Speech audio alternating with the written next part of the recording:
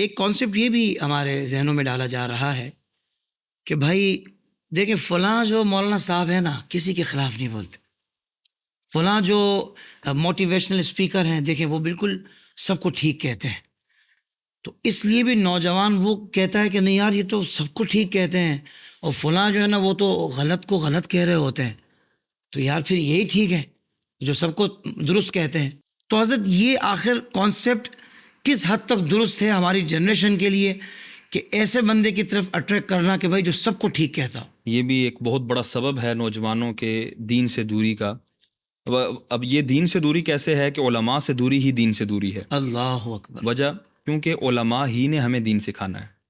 اب اگر علماء سے دوری ہے تو وہ دین سے دور ہو جائے گا۔ یہ واقعی بہت بڑا سبب ہے کہ ہمارے نوجوانوں کے ذہن میں ایک بات جو ہے وہ راسخ کی جا رہی ہے کہ بھائی اس بندے کو سنو جو سب کو ٹھیک کہتا ہے، سب اپنی اپنی جگہ ٹھیک ہیں، ایسا بندہ بہترین ہے، ٹھیک ہے، اور وہ ہر دل عزیز ہے، ہر دل عزیز ہے۔ اور ایسا بندہ کہ جو کہہ رہا ہے نہیں یہ غلط ہے، یہ صحیح ہے، یہ حق ہے، یہ باطل ہے، وہ بندہ کہ جو فقط صحیح ہی کو بیان کرتا ہے لیکن غلط کو غلط کہنے سے منع بھی نہیں کرتا،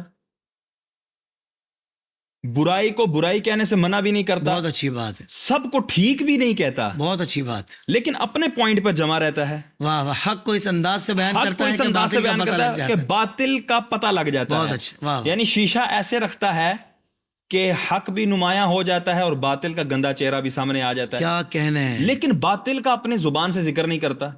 ایک یہ طریقہ ہے اور یہ بہت اچھا طریقہ ہے، یہ بھی ایک پازیٹیو طریقہ ہے اور تبلیغ ایک کا ایک بہت اچھا انداز ہے، یہ بھی ایک انداز ہے۔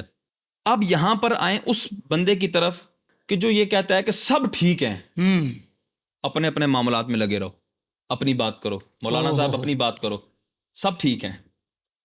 تو یہ جو طریقہ کار ہے یہ غلط ہے، یہ نہ تو قرآن کا طریقہ کار ہے، نہ رب کا طریقہ ہے، نہ رسول کا طریقہ ہے، نہ صحابہ کا طریقہ ہے۔ اب میں اس کو واضح کروں گا وہ کس طرح کہ دیکھیں اللہ تبارک و تعالی نے قرآن کا ایک نام فرقان بھی رکھا ہے کہ سورہ فرقان پوری نازل فرمائی اللہ نے کہ ہم نے اپنے بندے پر فرقان نازل کیا۔ واہ واہ۔ اب فرقان کیوں قرآن کو کہا؟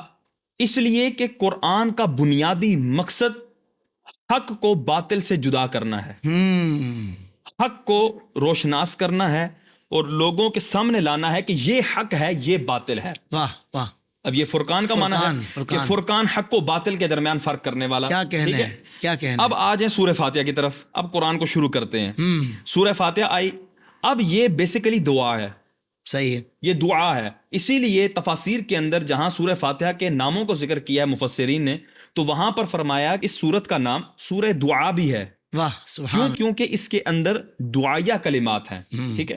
اب دعا ہو رہی ہے، اب یہاں پر لگے گا کہ نہیں حق و باطل کی بات نہیں ہونی، دعا مانگی ہے، دعا مانگی جائے گی۔ اللہ تعالیٰ نے پہلے حمد کے سیغے اپنے بندوں کو سکھائے، پھر یہ سکھایا کہ حقیقی مددگار اللہ ہی ہے، واہ واہ، پھر یہ سکھایا کہ عبادت کا لائق صرف اللہ ہی ہے۔ بے شک۔ اب اپنے بندوں کو کہا اے میرے بندو میری طرف متوجہ ہو کر مجھ سے یہ دعا کرو، اہدنا الصراط المستقیم، اے اللہ سیدھا رستہ دکھا۔ فرمایا بندے آگے پڑھ، اللہ اکبر، صراط الذین انعمت علیہم، یا اللہ ان لوگوں کا رستہ چلا جن پر تو نے انعام کیا، اللہ ان بزرگوں کا رستہ چلا، ان بابوں کا رستہ چلا جن پر تو نے انعام کیا۔ سبحان اللہ۔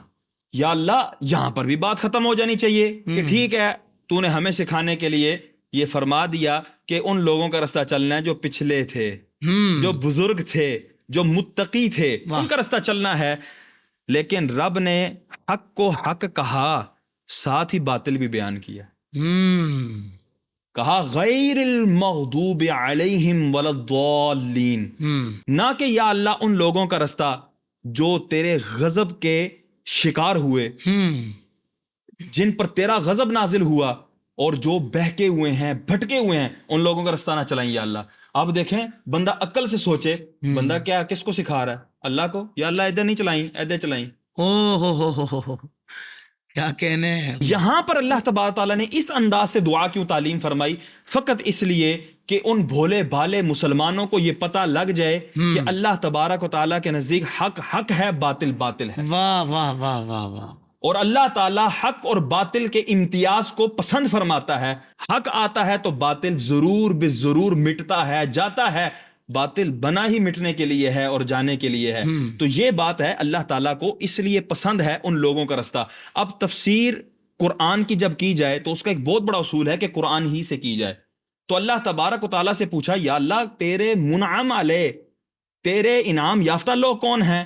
اب اللہ تبارک و تعالیٰ نے کیا فرمایا؟ من النبیین والصدیقین والشہداء والصالحین وحسن اولئک رفیقا. واہ، رب نے نبیوں پہ انعام کیا، سبحان اللہ، واہ واہ، صدیقین پر انعام کیا، شہداء پر انعام کیا، صلحاء پر انعام کیا. اب ہماری شومی قسمت کہ ہمیں نبی کا زمانہ تو نہ مل سکا، اللہ، حضور کا زمانہ اقدس نہ مل سکا، وہ خیر القرون نہ مل سکا. اب اگلا ہمارے لیے رستہ موجود ہے کہ صدیقین کے ساتھ، سچوں کے ساتھ ہو جائیں.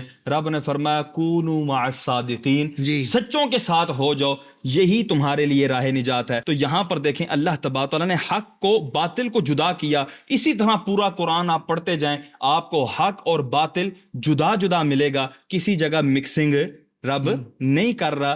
تو یہ وجہ ہے کہ علماء کرام حق کو بیان کرتے ہیں اور ساتھ باطل کی نشاندہی بھی کرتے ہیں. یہ بھی علماء کا ایک منصب ہے کہ تاکہ ان چیزوں سے اویئرنس ہو سکے اور ان چیزوں سے بچا جا سکے. وہ علماء جو فقط حق ہی کو بیان کرتے ہیں، ان کے مددگار یہ علماء ہیں جو باطل کو بھی ساتھ بیان کرتے ہیں. کیوں کہ قاعدہ ہے تعرف الاشیاء بازدادها، چیزیں اپنی ضدوں سے ہی پہچانی جاتی ہیں. گرمی کا احساس تب تک نہیں ہو سکتا جب تک سردی کا احساس نہیں ہے. دھوپ کا احساس تب تک نہیں ہو سکتا جب تک چھاؤں کا احساس نہیں ہے. آگ کا احساس تب تک نہیں ہو سکتا جب تک برف کا احساس نہیں ہے. تو جب تک ضد کا احساس نہیں ہے اس اصل چیز کا احساس نہیں ہو سکتا. حق ان علماء کا ہمیں سمجھ ہی تب آتا ہے جب ان علماء کا باطل کی نشاندہی کرنا ہمیں سمجھ میں آتا ہے. تو اس لیے حق اور باطل کی نشاندہی یہ بہت امر ضروری ہے. اس سے نوجوانوں کو متنفر ہونے کی ضرورت نہیں ہے، بلکہ علماء کے قریب آئیں، ان سے سوال کریں اور حق و باطل کو سمجھیں.